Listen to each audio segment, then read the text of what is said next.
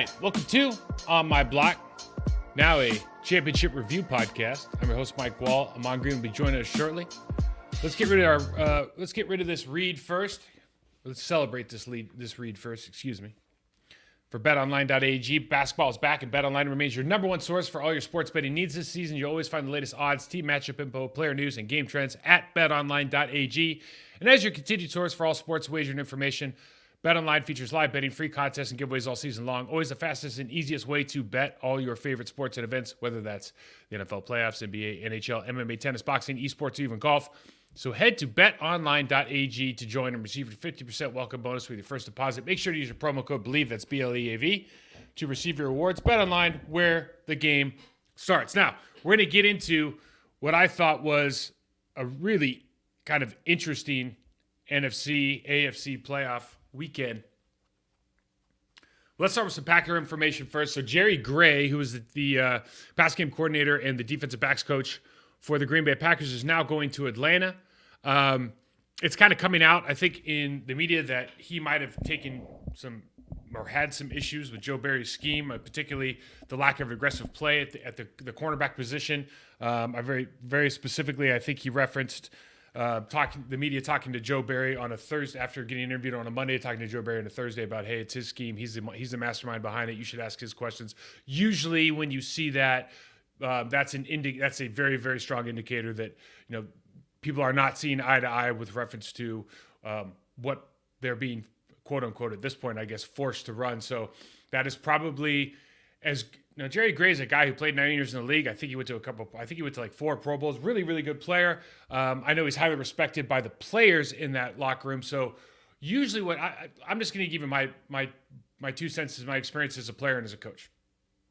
When you've got a guy who's a position coach in particular that has had a ton of success as a player in that league, and they are actively being told to do something by a coordinator or whoever's the next highest up on the rung that they fundamentally disagree with, and they know from personal experience that is not going to be in the best interest of their players, they are going to speak out. They are going to have a problem with it. This is where if you're not handling this maturely, I think from the coordinator standpoint and from the position coach's standpoint, there can be an issue. And it seems like, listen, everyone's complaining all year that we've got first-round draft picks all across the board.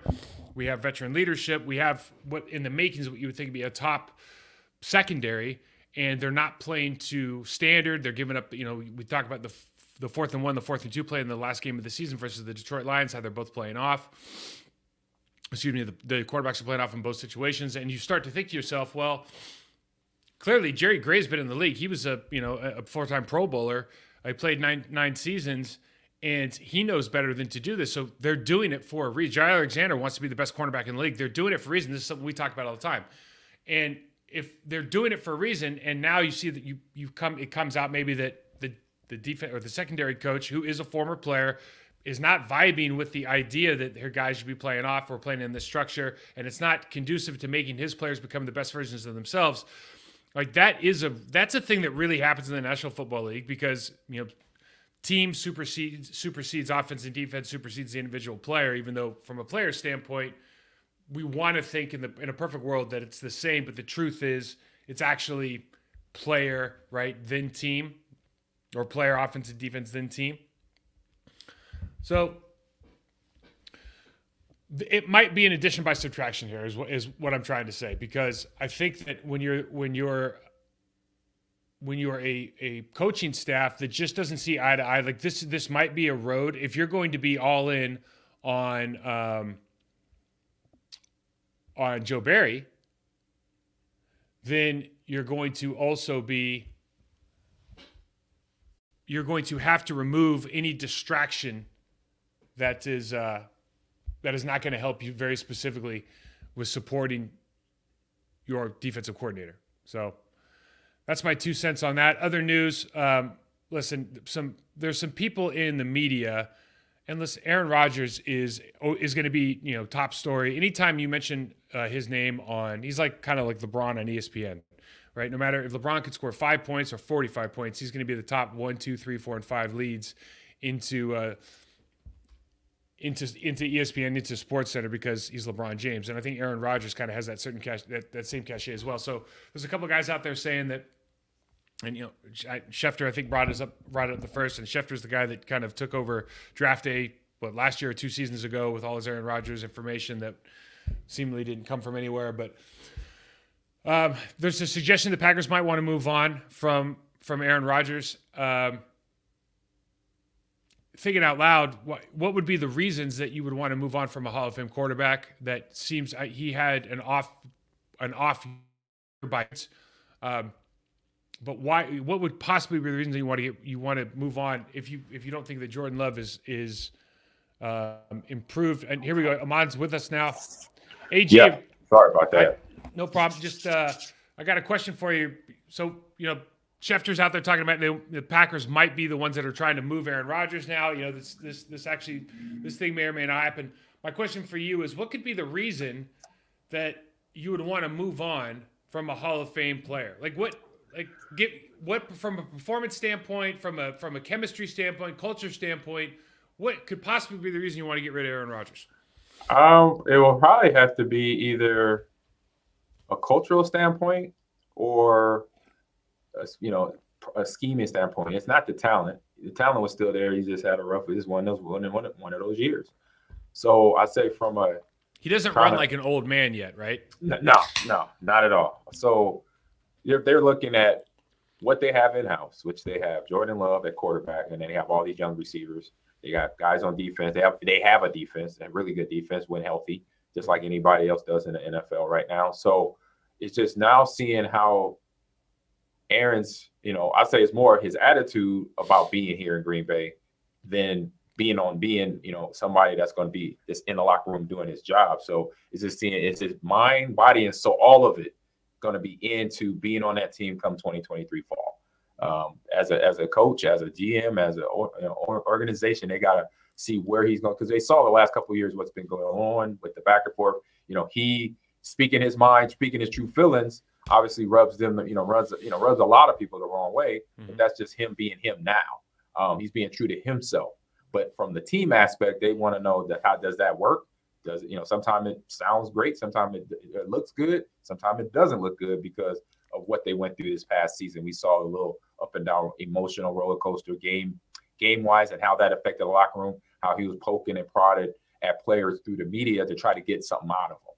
He tried that way, didn't quite work. It just kind of came to his own in the last month in the season, the way the players like Christian Watson being one stepped up his gameplay, started to have that back and forth with him and his wide receiver, to then now they're on the same page. But it took them a whole season of going through that. So the question to the team is basically, do we want to potentially go through that again? If there is any other questions that Aaron brings up while the offseason, when it gets, I say deep into the offseason, once we're past free agency and then getting into these new rookies that's going to be on all 32 teams and what they'll have in-house at that time. Yeah, so another way to word that is, are they tired of his will he, won't he antics? I mean, yeah, I think it's kind of wearing thin. I say for the organization side, it's got to be from the coaching staff up. Yeah, coaching staff, personnel, general manager, president, they're all tired of it. They don't. They'll say whatever they want, but listen, we're tired. They'll make it sound good. They'll make it sound like they're dealing with it, but they're ready to push on. Players we're like, whatever. We're like, players don't pay attention. I mean, they all know what's going on, but they don't really care. They care because it affects their pocketbook, right? Because especially for wide receiver, whatever position you play, your number's going to be better without going to playoffs, because that's more money, all that stuff. Yeah. Well, your number's going to be better because you have a better quarterback, exactly. Right? I mean, at the bottom line, but I don't, we don't really pay that much attention to other people's careers unless they're directly impacting us. Like, is Ahman playing this game? True. Okay, that affects me, but it's not like, is Ahman going on a TV show and talking about whether he wants to play? That's something completely different. For me, I just think as long as he's healthy, the player in me says as long as he's healthy, I want him there because I know he makes my job easier. I know we're going to be a better team with him. I don't think this is not an addition by subtraction deal, but conversely, and I just don't know how much equity that Matt LaFleur and Goody have actually Goody's been there for so long, but I don't know how much equity they've actually built up. And I know Matt's had 3 positive, really, really good regular seasons with a lot of disappointment in the offseason, but I don't know how much equity they built up to say, hey, we're like they could with like Shermy and Ted could do with Brett, is like, hey, it's time to go. And Brett was even a little bit more like, here's the line in the sand. It was a little more, I think it was a little more obvious. He was, he did his more of it. And he came back, but once he made that decision, he moved on. And there wasn't like a weekly television show. No, there wasn't all of this, right? There wasn't the circus. So gosh, it's just, it doesn't seem as certain with Jordan Love. Jordan Love just doesn't seem like the same player that Aaron Rodgers was given the same time frame at this point in their career. Just from what's coming out of practice, like, man, you should see the way this guy runs the offense. You see the balls that he's throwing. It just feels a little bit different. So, for that reason, you keep wanting to hang on and figure out where your window is. But I guess the other question is, you saw the NFC Championship game yesterday, and we'll talk about it at length, but the Philadelphia Eagles, if they're the class of the NFC, let's forget the AFC, if they're the class of the NFC, and the San Francisco 49ers, as we saw them literally every other game for the last 12 games, except for when they had their 4th-string quarterback in, do we really think that the Green Bay Packers are at a level right now, or are they 1 player away, 2 players away, where they can contend with that team? Because if the answer is no, if the answer is like, listen, we have to be honest, Goody just comes in and goes to Matt like, hey, we got to be honest. We're not beating the Eagles anytime soon.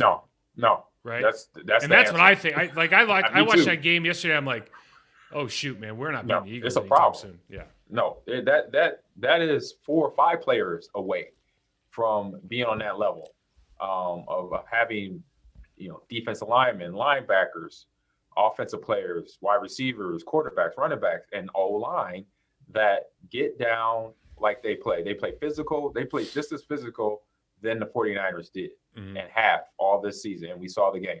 And because I say the physicality came with Riddick getting to Purdy. He beating the tackle, getting around there. And every time he got to the quarterback, he inflicted pain. He got to Purdy. He got to Josh. Put them both out the game. he dictated the game for the 49ers. Okay, so Kyle Shanahan's a genius. And we'll watch the plays. But you go, why are you blocking Hassan? First of all, from the jump, Josh Sweat and Hassan Reddick, they were like, listen, you're not going to crack us, and you're not going to. You could try to trap us, but we're coming off the edge hard. So you could all that stuff. You could try to toss outside us. That might work, but doing anything else is not working. You are not doing anything because they were jumping a yard deep into the line of scrimmage from the jump. Yes. And they almost got into the backfield multiple times, even before. And then you had the sack, which could have been a sack fumble, touchdown recovery on Josh, right? Yes. On Josh. Yes. Yep. But Hassan, it was a complete game wrecker early on. But it goes back to I think McGlinchey was going to have a tough day against him, but I still would have been like, you know what? I think I'll take my chances with my 1st-round right tackle than my 3rd-string tight end. On an under center play action deep pass, you're like, dude, what did you just do? He has 16 sacks. Yeah. Like, I couldn't believe that play got called early in the game. And then it happened 2 more times where they have guys running at him and then they fake the crack, and Kittle, you're just going like, oh my God. Man. After the first one, call it a day, man. You don't make that call the first series when everything's scripted, bro, that can't be a call. That cannot be a call. Not with that defense. You got to give them some looks first. Yeah. Not with that defense. What they've been doing all year, the teams defensively, the speed, the resetting the line of scrimmage, what they do, the physicality, they do it at too. They thought they could just script it without adjusting until the next series, but there wasn't. This is it. This is the AFC Championship game, the NFC Championship game. It's like this is you make your adjust, even though you got a first 15. That first 15 can change. And will change if you see it. It did change, but for the wrong reasons. For other reasons. But I say before that, before you get to an injury, I'm saying to myself, I'm telling my running backs, hey, if we're in gun and or it's a passing play out of I formation, whatever, red dot, I don't care where we're at, we're chipping. We're going to give the lineman an extra little help when we leave the backfield. Every play we don't have the ball, we're helping the guys out before we go. Unless our blitzer comes, then we go commit to our blitzer. But outside of that, we're giving help to anybody we can without throwing them off their block. I just can't imagine. And like Kyle Shanahan to me is the offensive master. Like I think he's the best offensive coach in the league. So I'm just saying this like I'm just saying this like it was just nuts to me. It didn't make sense because Hassan Reddick is bar none the best pass rusher left in the playoffs.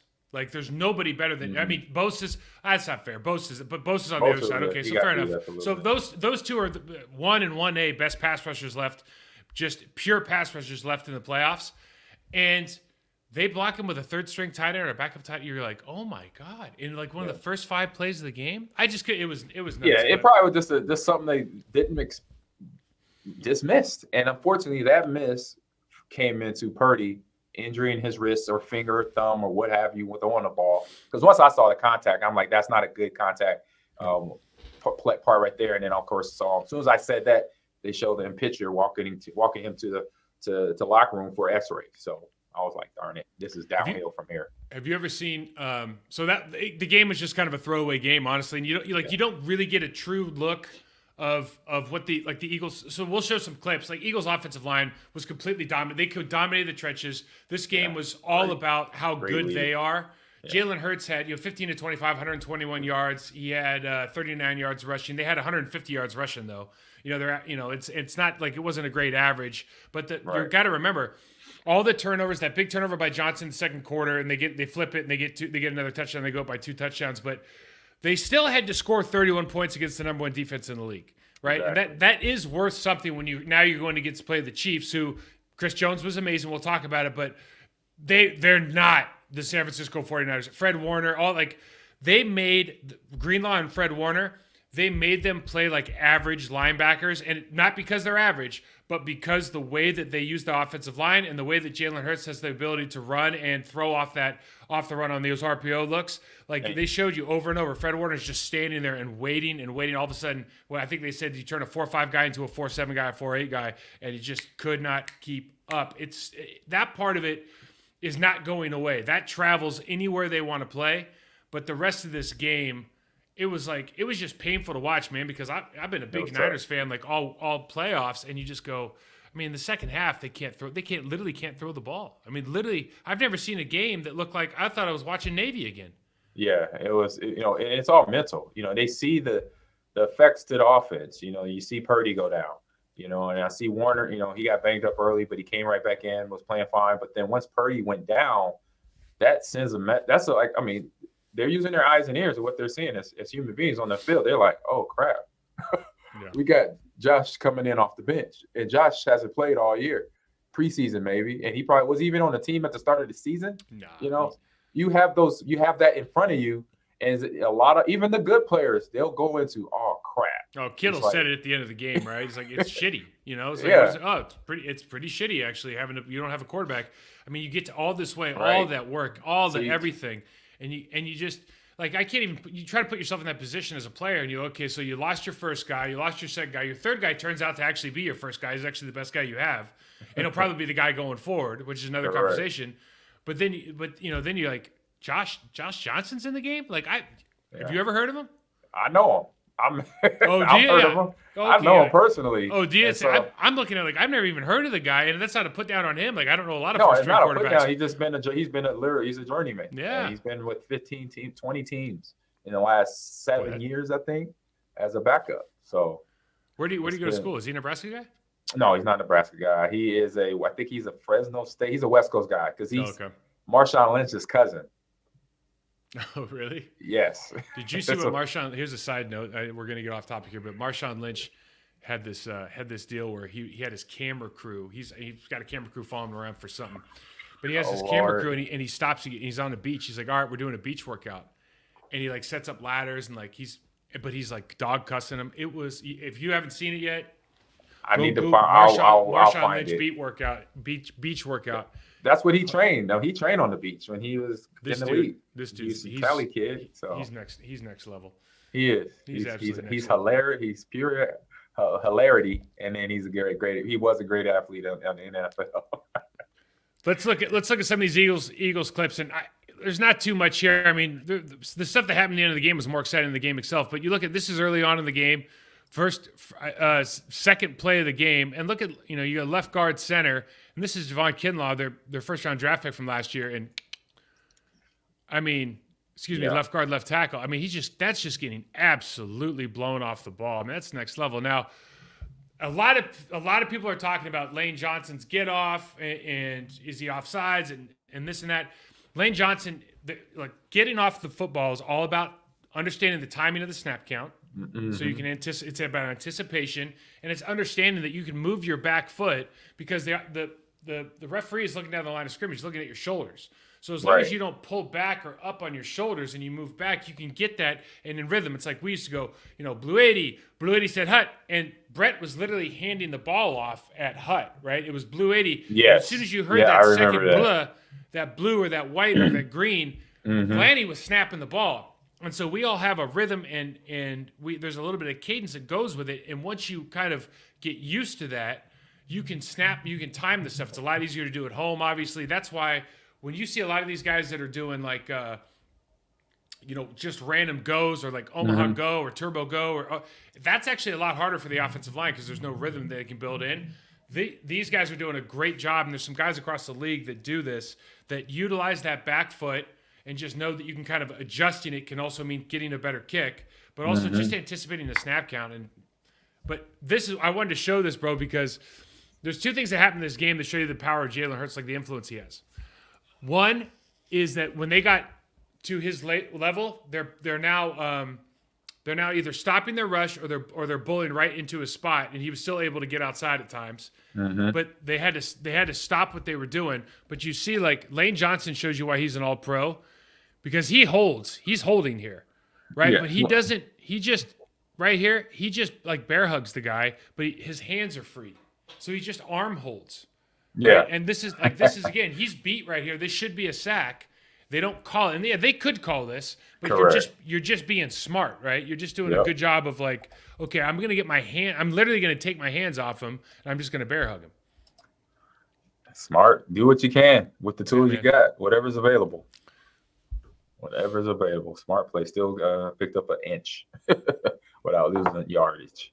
So this is that first fourth down that Devontae Smith made a. Oh my God, a catch! But turned out not to be a catch. But they should. True, right? A great catch would not. Yeah, but he did smart by getting up, calling, huddle up, let's go. He knew it wasn't a catch, so smart by him. First thing here, we talked about they bull rush. They start so the defense end starts bull rushing Mulata, and Jalen Hurts can still get outside. So you teach the really good defensive lines don't try to rush past the quarterback. They run to the quarterback, and then they make a hard right or a hard left. I'm talking about the defensive ends and try to collapse that pocket here. Hurts is such a great athlete. He still gets outside of this, makes the catch here. I mean, just unbelievable effort. But then immediately knows, like when he starts doing this, you're like, okay. I'm watching the game like, oh, it's not a catch. And you just assume that the Niners are going to like call an immediate timeout, and they don't call it. And you're like, man, that was. No, they let it go. I mean, good play by Devontae. Smart play.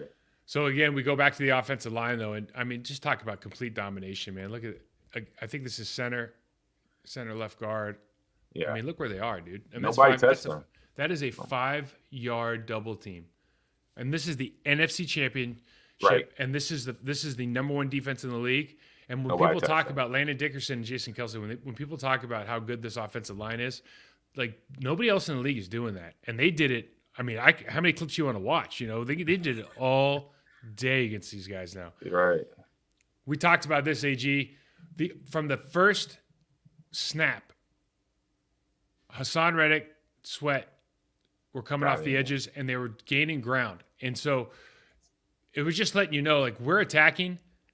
We're getting to that quarterback. We're going to tackle on the way to the quarterback, and we're just going to make your life a living hell because trying to this is the play. Like, I don't know.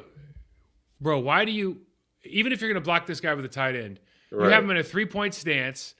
You want to talk about mismatch? Yeah, that's a problem. Like, see, if you imagine – let's do it this way. Imagine you're the tight ends coach, and they're like, okay, Ahman, we're going to have your who's your backup? Oh, okay, we're going to have him in a 3-point stance. We're going to hip him off off of Kittle, but he's got to block Hassan Reddick in a 2-point off a deep play action pass. He's all by himself. You'd be like, yeah, coach, I think we can do that. And then you leave the room. You're like, Because you know like, what's going to oh, happen. You know what I mean? Like, you know he's going to get – there's no way this is the NFC Championship, bro. Yeah, that was my nightmare with Javon Curse, having to block him one-on-one on H6 protection. Like, really? You want me to cut block who? Javon Curse? Dude. I was like, this is going to be a problem. Okay, so now you brought up Javon Curse. We got to talk about Bubba. And remember yeah. So when we went and played Tennessee Titans down in Tennessee. We're playing Javon Curse, the freak. Oh my goodness! And I remember he got beat off. Bubba got beat off the line on a 74 protection, which is tight ends in. So he got beat off the line so bad. And Javon Curse was faster than anybody in the league at the time, right? Yeah. But he got beat so bad that they took him a screen test. They couldn't hear the snap count. Dude, I mean. Yeah, it was rough. It was a rough day because they had me then trying to chip and cut them, and that wasn't working. Chip either. What, man? There's nobody there. Exactly. I was like, I can't get to him fast. I can't get off my 2 feet, my 2-point stance fast enough, Coach. You're like, we got to do something else. We got to just scat protection all day. So Lane Johnson here gets a good extension, but you just see like Bosa's got to slow down. Bosa has to stop doing what he wants to do, in large part because Jalen Hurts is just going to back up. He gets more depth. Look how far back he is off the line of scrimmage. I mean, he's 10 yards. Quarterbacks usually their back foot hits 10 and they step up. Yeah. His back foot hit 7 and he backed up to 10. Yeah. And Lane sets for it. And this is part of this is kind of like a built-in idea for them. But you see, like, Bosa doesn't really know where to go now, right? And he just kind of gets caught. This happened a handful of times in the game where they're just not able to get that rush. Yeah, and because resetting it like Jalen is doing, that's something that they don't coach. They don't teach it because they don't expect most quarterbacks to go, like you said, that deep. So you basically the answers in your questioning there, basically having that where Bosa knows that most quarterback dropbacks going to be 7, 7.5, maybe 8, but not 10. So then he's like, crap, I'm in no man's land, and then now the best lineman that's in the league for them and in the league is blocking them. So he's like, all right, my job is right now. I just hold you right in the chest plate and then just see what you're going to do, and I could just drive you where you want to go from there. They're bringing a new quarterback. Everybody's seen this play, and it's like, okay, so they got 15, acting like he's going to crack him, maybe, but it doesn't look like Son Reddick cares. Yeah. And then they got Kittle coming across, and you're just watching this, and like none of this makes sense. The timing was off with something because Kittle's not even in the right position. And they must have wanted to motion him, right? They must have, and he didn't finish it. So that means Josh snapped the ball too early, and then that puts all hell. That makes the whole play go to crap, basically, from that point on. Look, I literally thought this was a fumble. Yeah, I thought it was a fumble too. Yeah, I'm surprised they got it back. Javon Hargraves, he had himself a nice day against the left guard of the San Francisco 49ers. I don't know if you saw the picture of Javon Hargraves like on the field, but I don't know how to explain except for that his lower half is at least a 50% increase in what you think it could possibly be, like from a physics standpoint. Right. Like his body, he's big, but then his lower body, you're like, what, dude? That is, I mean, he's a double wide. You know what I mean? Like, yeah, I know what you mean. That is he's got a trunk on him now. Oh my goodness. Oh yeah, and that's a problem. That's muscle. That's power. He goes right through this guard right here. I mean, this offensive line domination was nuts, man, because you just think about how good really the Niners have been all season. And they got Brandon Graham and Sweat on the same side here getting pressure. And that's Trent getting roller skated back into Josh's lap. Trent's got such great feet, but when you've got big guys inside, because he's moving around so fast sometimes, it's not that he's high necessarily, but it's like, it's easy to – it's not easy to, but he can get pushed around a little bit more than you would think because he doesn't play heavy. He plays like a real athlete. Right. I want you to just comment on this run, man. A beautiful run. Yeah, let that play out, then bring it back. It starts off where it doesn't look pretty. It's muddled up.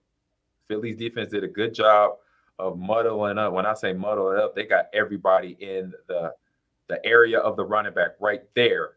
He got a missed block by number 15, the receiver for 49ers. But what you see Christian, he drops his shoulder. Same foot, same shoulder right there, and he resets. Bro, he jumped over that block. Was it? Oh, that was a jump. Okay, yeah. Yeah, he jumped. I don't know how he did it, but he literally just picked up his leg and jumped over it. Yeah, and then this one is same foot, same shoulder coming right there.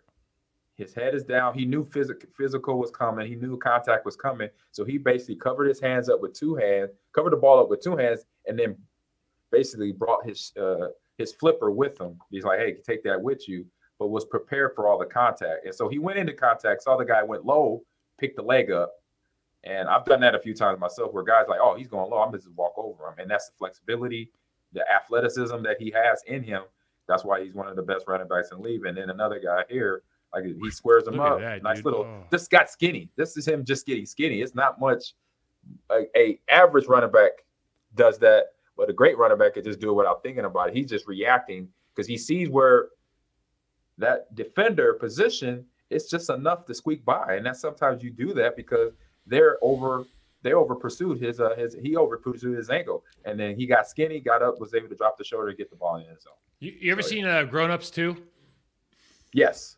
Okay, you know when Kevin James, he does like a sneeze, burp, fart. I forgot what he called it. Yeah. That's what, dude. Christian McCaffrey just did whatever that's called, where he jumped over a guy. Yep. He literally made a guy miss, and then he ran through a tackle. Like that's got to be a turducken, version of it's a running back thing, man. You don't get that many of those in your career. I think I got my rookie year in training camp in Seattle. I did that where a guy went for my leg. I stepped over him.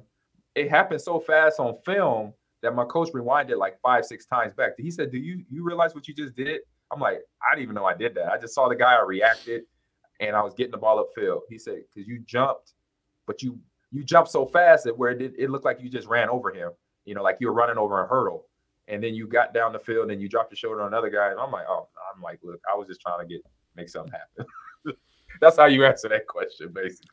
That was an amazing play. So Jordan Mailata, they move him over and they go heavy on the right side. So they bring him over next to Lane Johnson. He gets his shot at Bosa. And this is why Bosa didn't spend any time over on the left side, man, because Mailata's that 6'8", 350-pound dude, and he just absolutely dumped that. I can't believe 6'8", 350. That dude was playing rugby. Yeah. Being Hawaiian, oh yeah, he's a problem. And Kelsey and Dickerson again against Kinlaw. I mean, at this point, he's going to be facing the wrong direction. Now he's run back to the sideline. I mean, and the guy's a good player, right? It's just those two are Pro Bowl players. Kelsey's going to be a Hall of Famer, and it's just a different. It's hard to explain. It's hard to put into words because they're always. It feels like they're always running against a 6-man box.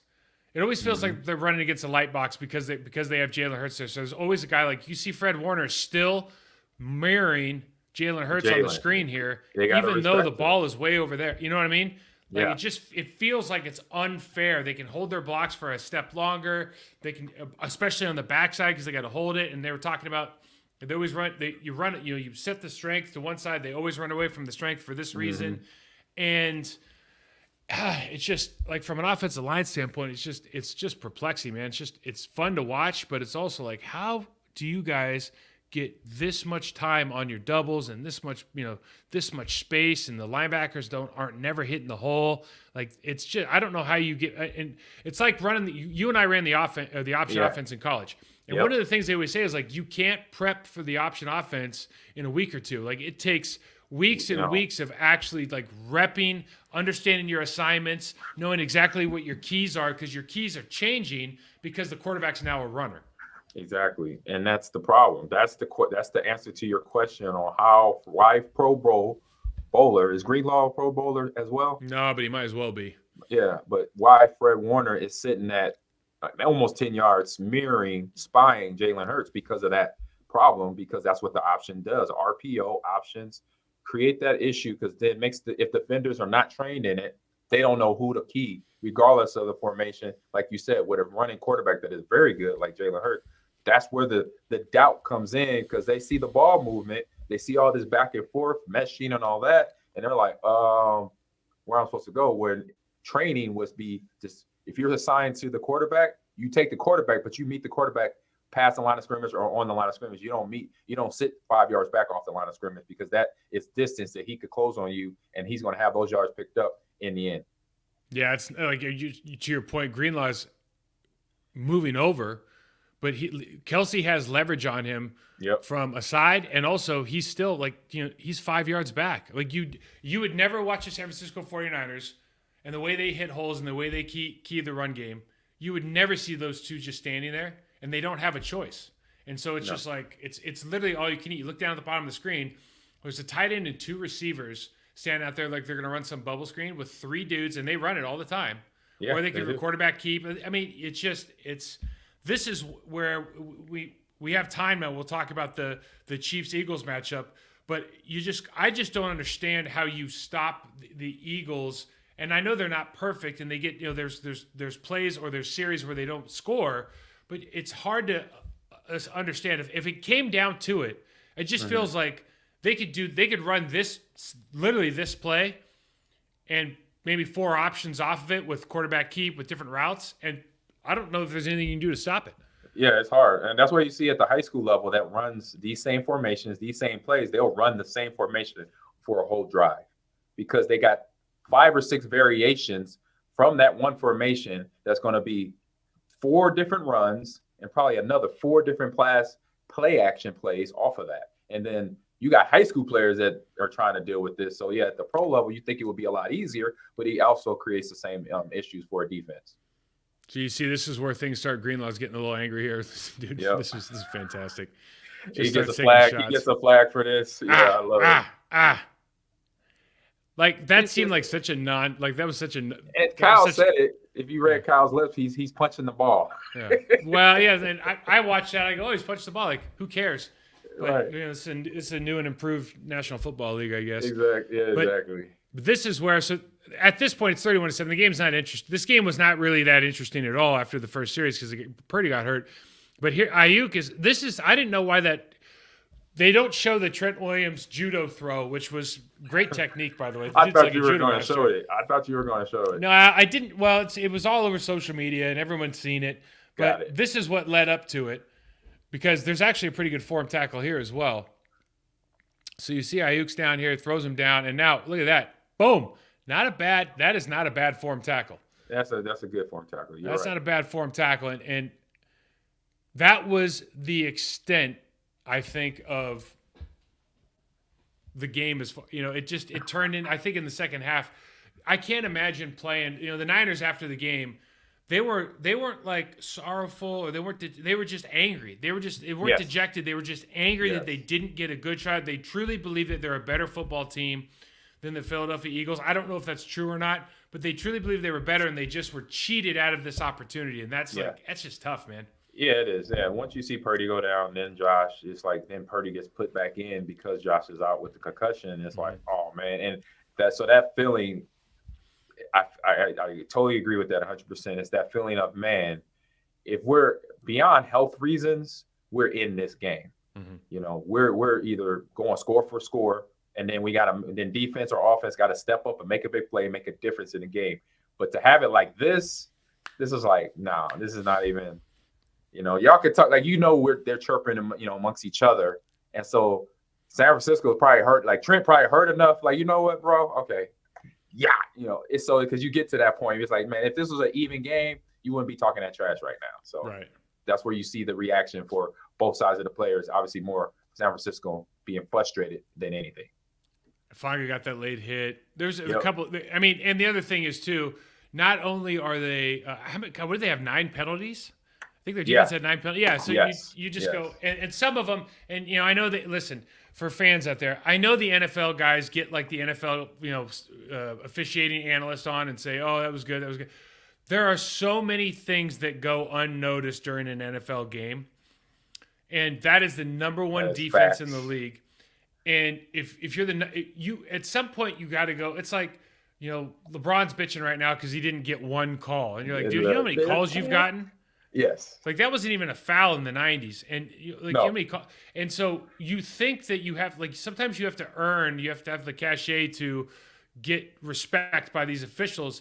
And when you are the number one defense in the league and you're the one that's getting all these calls and penalties, at some of them, like I know that whoever said they were all right, but at some point from a defensive stand, just like a mindset, you're going like, dude, does everybody just want to see the Eagles in the playoffs? Like what the hell's going on? Because nobody in the National Football League thinks that they're being bet against, but also nobody in the National Football League is naive enough to think that nobody's betting. True. You know what I mean? You Yes. know what I'm saying there? Like, I'm not saying that anybody's cheating, but like, if you told me somebody was cheating, I wouldn't be like, oh, I'm surprised. Yeah, no, yeah, exactly. You could say that. So when we talk about the Chiefs and Bengals game, there's a couple. It was a sequence there at the end of that game where you could state just that. The third down thing, I didn't put it in. Let's just talk about it right now. But real quick, it was 11 penalties for the 49ers. 11 penalties, 81 yards, and that was penalized. That's, which is, I think they averaged like 4 or 6 or something like that. That's ridiculous. Yeah. But let's talk. So let's talk about the Chiefs. And this was actually a really good game. 23-20. A lot better game than what we watched before, right? Joe Burrow, Patrick Mahomes was, first of all, Patrick Mahomes coming out and all of a sudden, like, we all should have seen this because he finished the game. And if you had a high ankle sprain, you were not finishing the last game, right? Adrenaline's not getting you through it. It's tough. I've done it once. I did it in college one time. But I guess what I'm saying is like the severity of that high. I think we've all sprained our ankle. But the severity of it had to be. It sucks. But like if you're going to be out for 6, let's put it this way. I'm no doctor, but if you were to tell me like, hey, you have something that's you're going to be out for 6 weeks, but you can go ahead and finish this game and play at an NFL elite level, I'd be like, that's hard. I'm just saying we probably should have looked at this. The fact that he finished the game and going, well, he's probably going to be better off than we're all assuming, right? And because they have all this technology and all the protocols that are going to help out. But he comes into the game and he can run. And all of a sudden, like everything that we talked about last week about Joe Burrow, like Joe Burrow's the best pocket guy, and all of a sudden, but like Mahomes he might not have that elusiveness, and all of a sudden he does. It's the whole game. It's like, wow, that changed everything. And I think he did a really good job early in the game to hold those extra lives, basically, as you would say it, to run to make that play at the end of the game. Because at the start of the game, he was a pocket passer, and he was doing. And actually, that's part of a game that a lot of people forget about with Pat Mahomes, because he does all the scrambling and doesn't realize. And people forget, defenses forget, and defensive coordinators forget. If you just let him say, "Hey," I'm pretty sure Eric Bieniemy, Andy Reid, and Pat all had the conversation. You know what? I'll just sit in the pocket. I don't want to. He's number one passer rating in the pocket. Exactly. And he was picking them apart. And then at the end of the game, had a couple extra lives. You know what? I could scramble. This is for the game. I could go for that. That's easy. That's a no-brainer. Now you have that reserved up because you've been kind of safeguarded, running, scrambling in the pocket to usually find that time. It's like, no, this is the time you got to take advantage of it. Go get that first down or go get the yardage he needs. And then boom, personal foul, another 15 on top of that. Let's talk. I didn't put that in the. I didn't put the series where they got a free play. Mm-hmm. I didn't put it in there just because. That was. That sequence is what you referred to in terms of betting or who's betting, right? So it's interesting. So you saw that they had. You saw the official run out, and they actually it was a legitimate thing. Yeah. But God, can you? So Zach, I know Zach Taylor. Me too. Yeah. And Zach, of course you do. Yeah. Course, Jesus. Yeah. But you just go, oh, poor Zach. Like that's that just feels wrong, doesn't it? I felt bad for when I saw what was going on. Yeah. I'm sitting there like my whole I'm like, I get you, Zach. I say I know Zach. I was sick for him, man. You just got something taken away from you that moment that had nothing to do with what you did, what your players did. Your players did everything they were supposed to, and the people managing the game messed up. And now that's going to affect you, even if you complain about it, even if you say something and you're right, but they're going to take it as what they take, as the way they took it, basically. It's like, this was the Chris Jones show. He had a day. Chris Jones is. Look at. It reminded me of Aaron Donald's Super Bowl last year, where he said, when he made the few plays and he started doing this, he started pointing to his fingers like, I want a ring, or whatever that meant. That's what Chris Jones. He took that. That's how he played. He said, I'm taking over. If it was a one-on-one, game over. Don't do that to me. Don't disrespect my game by putting a one guy on me with the momentum and the drive that I want from last year's games and the games that I felt I missed out on one or two plays where I should have made and I didn't make them. He was making up for those plays, and that was his drive in those instances, in those plays that he made this last night. 2 sacks, 3 tackles for loss, 5 quarterback hits. You know, this is one of those games where I'm not, you know, I thought the Bengals were going to win. I think Joe Burrow. I still think Joe Burrow. You know, you see the 2 interceptions. Everything. One of the interceptions we'll look at. It doesn't even make any sense of where the receiver ended up. But right. You look at the game and it's like, well, I kind of feel better because offensive line play actually matters in this league. Because the Cincinnati Bengals have an awful offensive line that are, and they've got 3 guys that are out, but just generally they're not very good. And when you look at everybody else in the playoffs, you look at the Eagles, you look at the San Francisco 49ers, and you look at the Chiefs, they all have good offensive lines. And they've good, defensive lines. I think every team had a good defensive line, but it matters. Like, it matters that you have somebody to block your franchise quarterback. And when they give up 3 sacks and 3 plays, you're just going, I know, you just, in your mind, you're going, I know that the Bengals always are losing in the second half or the fourth quarter of this game. They always come back and win. But this does feel a little bit different now, doesn't it? Because I think it was the first time in his career they had gotten 3 sacks in a row. But this game, the way that it ended, everything that it was just the highs and lows. Man, it was so much fun to watch. There's so much talent. And Joe Burrow, I'll say this, and Zach's a smart guy, and I think he's done a great job there. They have to give Joe Burrow some more help I think it's 2 things. One, offensive line, they're not teaching, whatever they're teaching there is not very good. I don't know who the coach is. I don't know anything about him. I'm just technically, their footwork and everything it's just not very good. And they brought in Lyle Collins, and I know he's hurt. Lyle Collins was getting his break speed off this earlier in the season before he got injured. He came in there, was like, no one's going to touch you. It's like, bro, Dallas was okay getting rid of you because you were a liability in the pass game. Right. And then Cincinnati brings him in, and you're just kind of like, well, do they have somebody? This is what's crazy about the National Football League. This is like a bigger thing. This isn't a thing on Collins, but they go for a season and they're the worst offensive line you've ever seen. And Joe Burrow is still winning games. So like, you know what? We're going to go invest in offensive line. Then they bring in a guy. So they've kind of proven that, like, we can't draft and develop that position with the people we have in the building.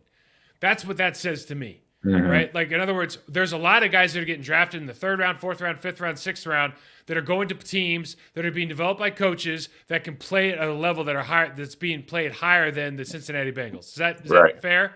Yes. So they go, okay, we're going to bring in some guys. So like Tampa Bay brought in some guys too. It's fair. That's a way to win. But then they bring in a guy or multiple guys that aren't necessarily like really good at what they do, right? At what they should be doing. It was just a complete mind screw that they did that. But I think Zach has to so there's the personnel issue, and then from a scheme standpoint, you look at the San Francisco. I think the Eagles are off the table because Jalen Hurts is a different kind of quarterback. But you look at Pat Mahomes, and you look at what they do for the San Francisco 49ers, and you look at the creativity and the eye discipline and everything, and the pre-snap motion, everything that they do to make life more difficult for the defenses. You see just the smallest amount if you really break down the tape with the Bengals, but not enough, man. It's more like, Joe, here's a look, make a read, make a call, you make it happen. We're going to go 5-step drop, bang, bang, bang, bang, bang, get rid of the ball fast, and hope for the best. Like, there should be plays that are easy where you go, oh, this is almost like a playoff for like half the team. You know what I mean? Yeah. It's something where you set it up for the player to be successful. And that's basically a coach's job boils down to when you have good players. But if you don't have good players, you're really doing your job where you got to develop them during the practice times, during the week, during training camp, during off season, to make sure they come to a point where they're at the pro level. They could stick to doing basic fundamental blocking or tackling, whatever it is that you're supposed to be coaching them on, and they're doing it right. And it's the whole coaching carousel. You know what that is: accountability and consistency. You keep doing it, and you keep riding their butt until they do it right consistently all the time. Basically. I don't know. I really don't know what the answer is there because you don't know what the limitations that Joe has from can he throw on the move? Like, there's a couple because you just really don't see well, let me rephrase that. he can. He can scramble. He can do all this stuff, but they just really haven't shown it. But it's one of those deals where everybody thinks and he makes these statements like the window's open as long as I'm here, and he's right. Like he's that kind of talent. I still think I watched this game.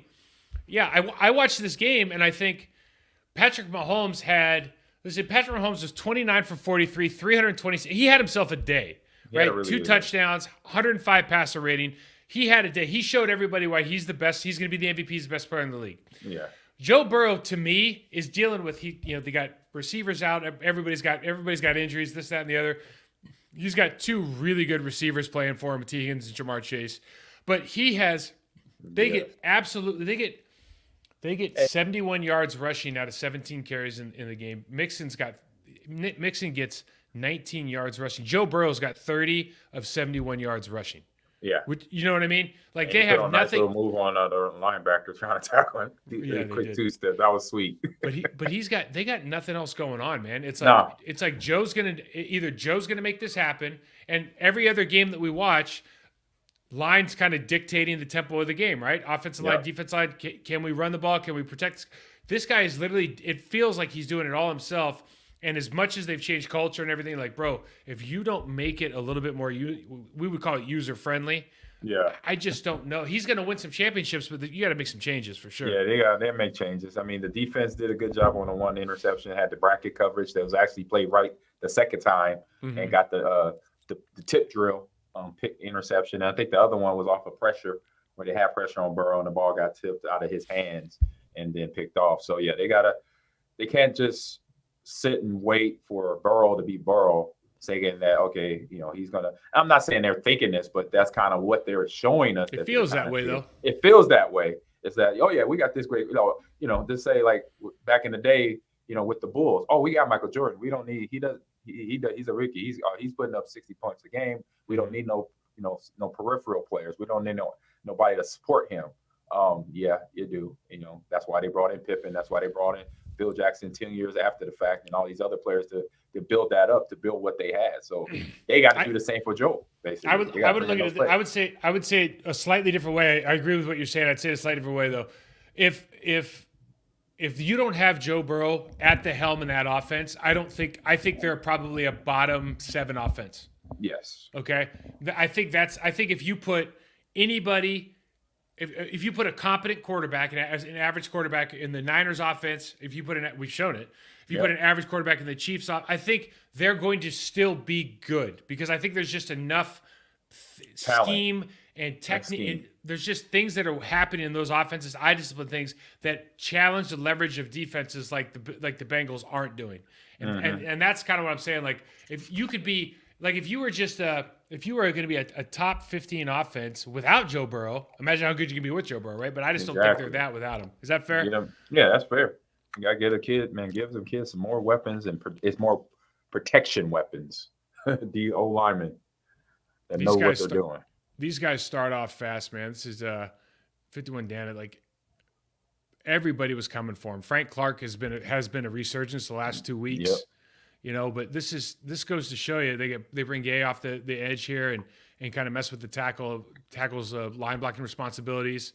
So now he's late on I mean, that's just a linebacker. Like you should never get beat on a linebacker, right? But they challenge his rules a little bit. Yep. It's just this kind of stuff is this. So I know Max Sharping was in Houston. Mm-hmm. And yeah, I know Max. Yeah. It was just he's had a bad couple of weeks. Man, he's Max is actually no, I coached him in high school. He's from Southwest Green Bay High School. Yep, that's right. Yeah, that's right. I know him, good kid. Bad day, good kid. He's got a great. He's got this real cool Charger. What are those called? Hellfires. Oh, he got one. He could fit in one. Yeah, well. He's tall. So Kelsey, this is what you love about like the Chiefs, right? Like they're willing to. This is impromptu. It's got to be right, the hook and ladder. But Kelsey's like, hell, let's try the hook and ladder. You know what I mean? Right. I think it's legit. He just didn't toss it right. It was a great call. It was a great call, right? What do you think about? What do you think about? A lot of people are saying like that's the next thing is people are going to start laddering the ball more in the National Football League. It's hard to say. I want it to. You We love play it? You love rugby. the You idea? know that. Both play Oh, rugby. yep. I tell when I was coaching the high school teams I coach, I'm like, hey coach, let's do this. I could teach them how to pitch the ball the Hmm. proper way, and we could create problems on a punt or on a kickoff or maybe on a run play, or offensive play. I mean, from that standpoint, I mean, he's like, and of course they kind of look at me, but I'm like, hey, just let me know it's there. I thought this was going to be one of the big plays in the game. So this is early on. They have the second goal. I think Pacheco gets the touchdown here, and they make a holding call right there on Yeah, Wiley. Wiley had a Wiley. bad game too, man. He He had a had a lot. tough game. They threw a lot of flags on him. He got But a this is taunting one of one. those You see things. his taunting one? Oh my god, so stupid. This is one of those things where with Joe Burrow in the history here, you're like, dude, if they traded in 10 points and they only got 6 here, like all of a sudden you go, okay, well, when's that 4 points going to come back and haunt you? Because Right. that That's just what seems to be the way it's rolled. Same thing I was worried about because I'm like, come the fourth quarter of this game, the way the score went and the way the gameplay, I'm like, Cincinnati's going to win. They might win this thing. Yeah. I mean, because it was in their territory how they won the game previously. In all the matches, it was tight or tied up, which it was, and it's just like, I could see them kicking a long field goal with McPherson here. And, I felt the same way. Yep. Karlaftis gets one. I mean, this is where in the first half you're just like, all right, so there's 4 sacks in the first half. Like here we go again, right? Mm-hmm. But this guy, this is a 3rd and 14, and he's so good. Like the anticipation on his throws, it's not like he's throwing darts, man. He doesn't have Josh Allen's arm, but his anticipation is it's just next level, man. Like he throws half of these balls before they break. Yeah. And I know the incomplete that actually bounced off Jamar Chase's helmet. You can't get no more accurate than that. It was in the field. It was like on the deep right side of the field. It literally hit Jamar Chase in the helmet. It was like you can't get more accurate than that. Chris Jones, one of his 3 tackles for loss, and you just go backdoor. I mean, I remember we played him. I was with Miami. And we played him before he was a big name, right? And I remember but I'm like watching tape on him, and the left guard for the Dolphins, like they used to come down and ask me about different players and everything, and I was like, I got to tell you, man, like he takes a lot of plays off, but this guy's a real problem. And so what we did was the dude that was playing left guard at the time was a big, real strong guy, right? I'm like, I think you should just try to fight him, like as many times as you could just get him mad, so he's not thinking about pass rushing. And we literally got Chris Jones. Ted was just in his grill all day, and he forgot that it was pass rush time, and he was just trying to beat up Ted the whole game. That works. I've sometimes it works. Sometimes you got to do it. Orpheus Roy was that guy too. Orpheus Roy used to play for the Browns. And if you got him mad, he would just pick you up and run right past the quarterback and try to deposit you 20 yards deep just to show you how strong he was. Right. But he'd forget to sack the quarterback. It was like a running joke in the National Football League. Dude, just get him angry. He'll forget about the quarterback. He's trying to kill you. Yeah, that's a block. That's a win. Well, it's a block. I don't know if it's a win. He's not hitting the quarterback. That's a win in my book. No, you're right. Kelsey gets his. Kelsey had a good game yesterday. Man, great awareness by him to break the route off. I mean, I'm not sure if it's designed or not, but him just being aware. He looked back, he peed back, he saw Pat scrambling to his right and just broke the route off. And he's a tall guy. He's going to create problems for any DB trying to cover him. So this is that first interception. And so they got the slide, they got the trips look, and you see he breaks inside here, right? So this is where it gets confusing because we don't have the end zone copy right now. Yeah. But so you got this inside look, and then you see the pick, and you're like, well, how the hell did he get over there? Yeah. Right? Yeah. Weird, man. I think he kind of floated high. He stayed over top. He stayed over top, so that's where he was in the position, and he didn't get the rub. He wasn't part of the rub part of the routes or the concept. Back shoulder throw from Burrow here. This is the stuff when you watch him throw and just kind of the anticipation, and he's just so it's so user friendly, the ball that this guy puts on these receivers, man, because none of these things look like heaters, right? Mahomes has a legitimate cannon arm. It just doesn't feel that way with him. It just feels like it's all about anticipation and comfort. That ball right there, that's that's like me just tossing you the ball from 2 yards away. You know what I mean? It's just that kind of touch. Boy, Higgins is something else too, man. Higgins had Yes, six catches, 83 yards, touchdown. Well, he had himself. There's a lot of players in this game. And Valdez, how about the old Packer? Marquez showed up, touchdown, 116. And and it just showed and going for the ball and then making spectacular catches to help his quarterback out. Good job by MVS. Great pickup here. This ball, you pause it here because if anybody doesn't understand how difficult this is, he's running full speed across his body on a bad leg, and then just flips his hips and he throws it right between the hash mark and the numbers, and the dude catches it 15 yards downfield right between the hash mark and the numbers. Like, that's almost defies the laws of physics.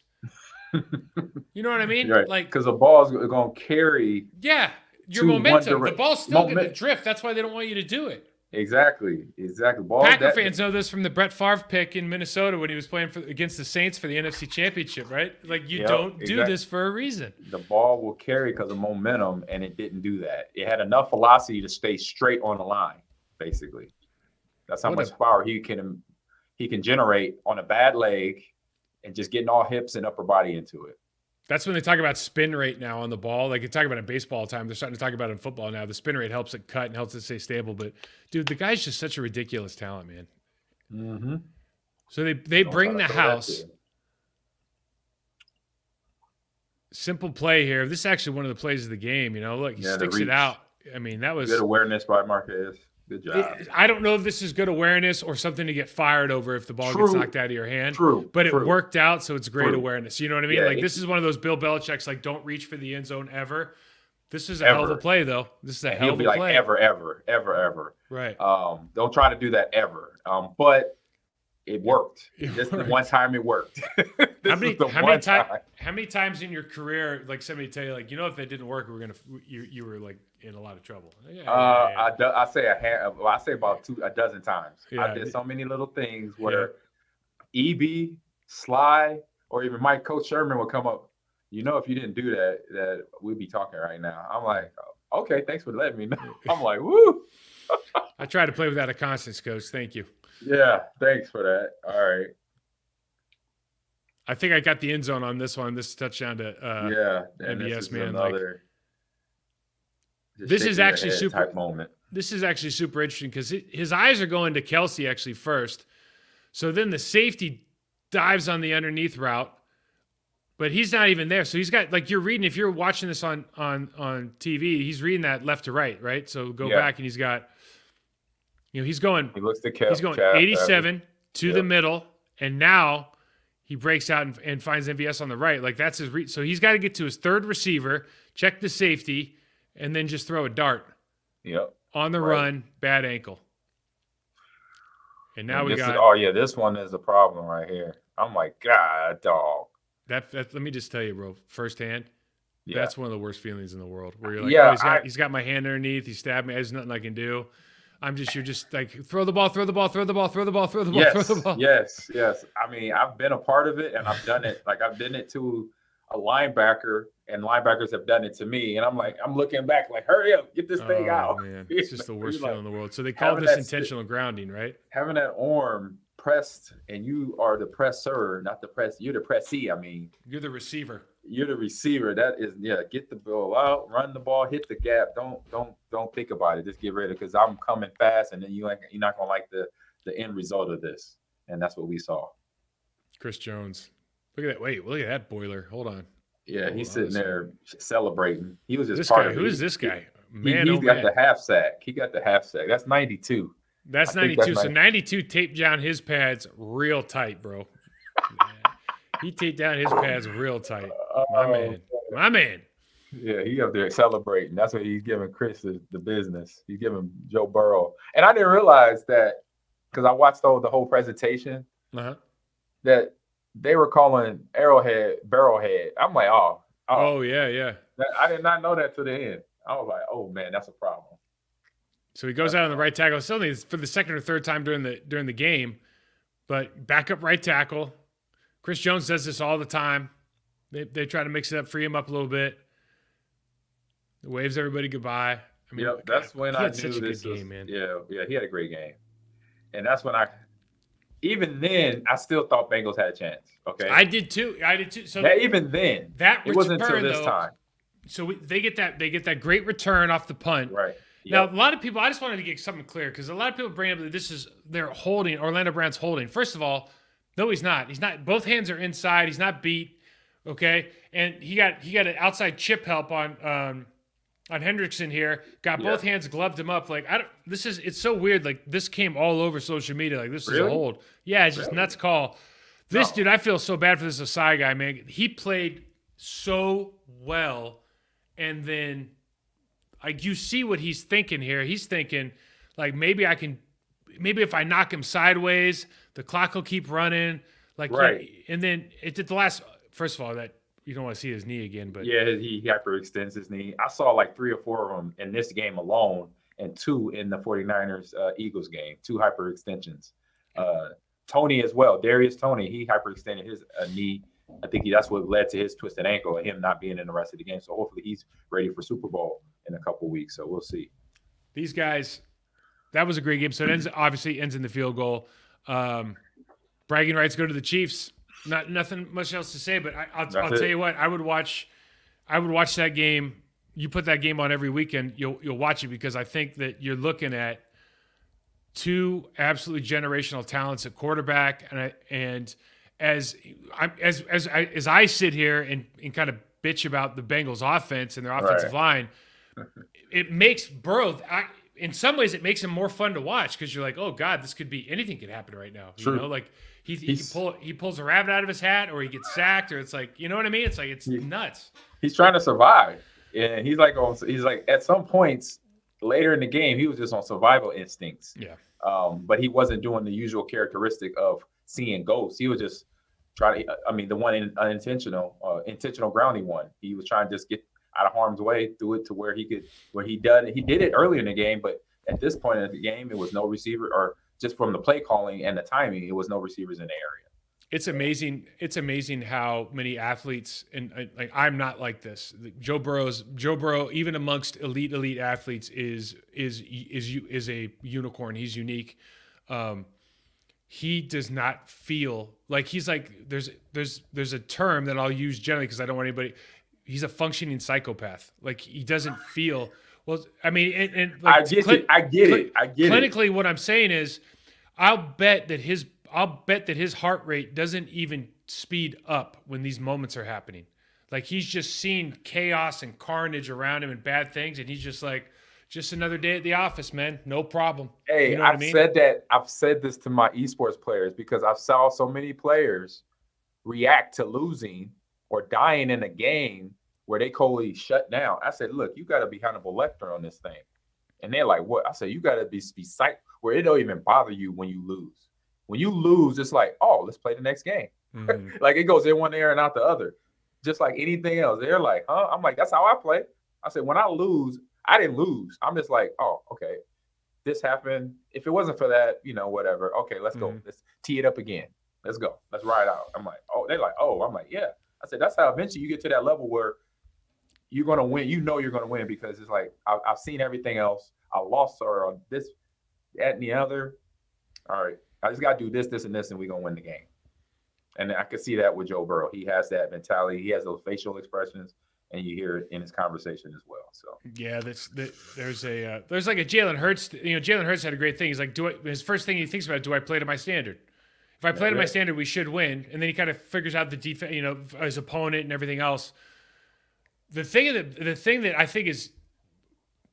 I don't see, you never see Joe Burrow play to play.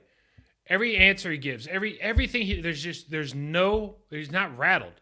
There's nothing he could throw important. A pick. He just doesn't have any like almost zero emotional attachment to what just happened. Like the ultimate idea, every athlete, you go, man, if I could just live in the present at all times and never worry about what's going to happen, what did happen, never bring baggage. And this, that's why that's why, like me personally, like I almost feel like I overtalked this kid, but it's one of those deals where I know this girl that's a soccer player, right? She's a teenager. I'm friends with her parents, right? And she's one of the best soccer players in the world. She's one of the best soccer players I've ever seen. She's only like 15 years old. Right. And I asked the dad one time, I go, what did you do? They have a son. The son's amazing too, but the daughter's different. And I know he's different.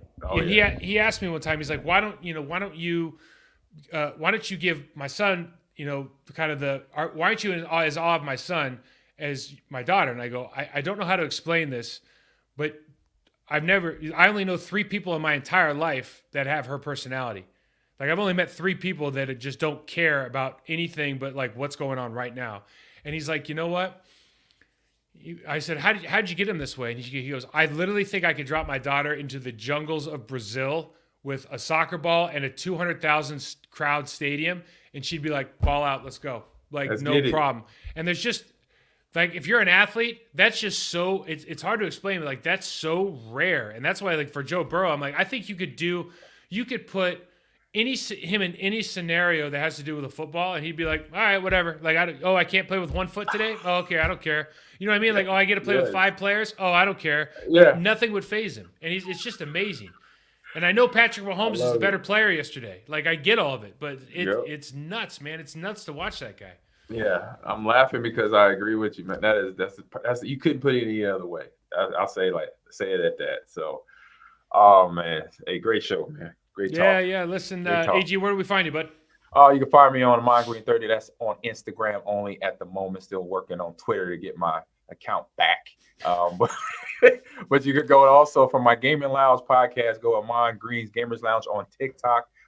Subscribe there, and like the videos and pictures that I post there, and I'll pass it over to you, Mike. There it is. MikeWall68 on Twitter and TikTok. Process to Perform on Instagram. We will be back on Thursday. I don't know what we're gonna. Well, I guess we'll do like a Pro Bowl games preview or something like that. Maybe they got flag football. They got golf competition. They got dodgeball. I think they got peanut. They have a good time coming, is what they I think they got pickleball. They got pickleball too. I'm so jealous. Aren't you jealous? You're like, why? I'm a little bit. Yes. Like, I'd rather be in Hawaii, but I'd rather be in Hawaii, 100%. Yeah. No, I say I'm not jealous only because I'm not 100% jealous because of Hawaii, but I would rather do that stuff in Hawaii. Oh, no doubt. Beach volley or beach dodgeball or whatever. I'm like, come on. They need to do it. They need to get back to Hawaii though. They need to. That's the spot. I think the bottom line is Hawaii. Just let's have a Mai Tai drink off. Like, let's keep it what it is, man. All right, AG, we'll see you, brother. That was happening anyway. All right, see you, Mike.